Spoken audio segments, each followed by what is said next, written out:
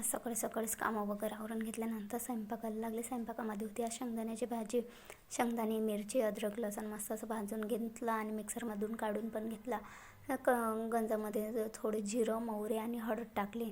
त्याच्यानंतर मग जे वाटण बनवलं होतं ते पण टाकलं. अशी साधीसोपी अशी भाजी बनवली, मस्त अशी पतलीशी शेंगदाण्याची भाजी बनवली. त्याच्यानंतर थोडी मेथीची भाजी करायची होती. मग कढईमध्ये तेल, लसूण आणि मिरची बस एवढ्यातच भाजी बनवायची होती. नाहीतर अगोदर मी शेंगदाणे वगैरे टाकत होते, पण यावेळेस काही टाकलं नव्हतं. तर मग मस्त अशी लसूण आणि मिरची ह्याच्यातच बनवली होती. नंतर थोड्या वेळानं शिजली थोडीशी, मग मीठ वगैरे टाकलं. अगोदर बनवली होती, मीठ टाकलं, थोडीशी खारट झाली होती त्याच्यामुळे. मग आता थोडी शिजल्यानंतर मस्त झालं होते. नंतर भाकरी बनवायला घेतल्या होत्या.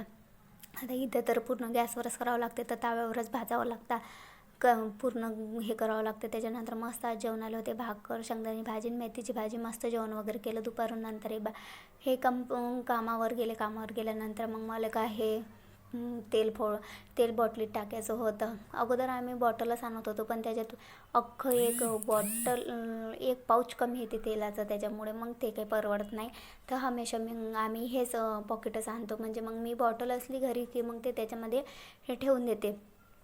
पाऊचमध्ये पण बरंच तेल येते, त्याच्यामुळे मग कॅनीत थोडं कमी येते, म्हणून ते आम्ही काही पाऊच आणत नाही. पाऊच आणतो, हे काही आणत नाही, काही आणत नाही. मग घरी आल्यानंतर हेच काम राहते.